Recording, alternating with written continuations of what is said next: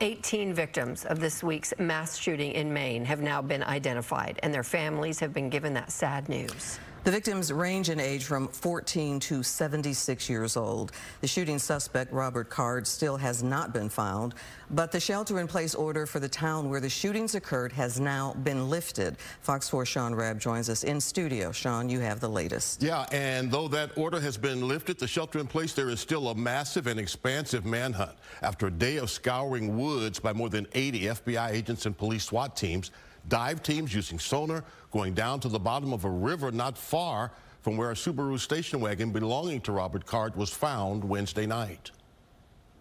Because the river is a big piece of this. The car was located there. Evidence is located in the vehicle or right there along the shores of the Androscoggin River. So that's stuff that we want to make sure that we're checking and we're using the resources that we have available. Divers in Maine's Androscoggin River as the search for 40-year-old Robert Card deepens near the area where Card's white Subaru was discovered. Inside, a gun, similar to the assault-style rifle Card was caught on camera carrying Wednesday, a weapon that killed 18. A tent along the tree line behind the river draws attention. It proved benign.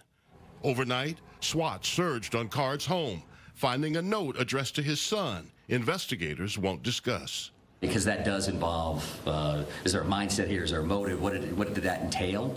Nor answer whether warnings were known about Card's mental health episode during military training at West Point this summer. The reality for today is I'm not going to talk specifically about who knew what and when. We're still actively involved in a very dynamic situation here, and we're focused on an individual that currently has 8 warrants out for murder. We're trying to figure that part out, trying to bring him into justice.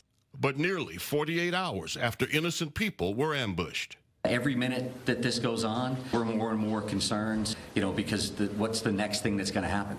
And we understand that. And also understand that finding Card, dead or alive, won't mean a healing balm for heartbroken Maine. It's not a slam dunk. It's not when we got him, now everybody's better. This is going to take a while, right? It's going to take a while for communities to work through. It's going to take forever for families to work through. You lose somebody that you loved. That's a big, big deal. And you heard in the piece he referenced 8 murder warrants. That's because as of earlier today, only 8 had been identified. Murder warrants had been issued by name for those people who lost their lives.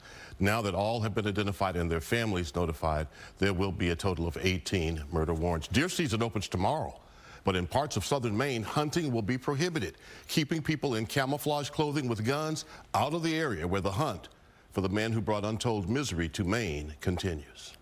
Sean, thank you.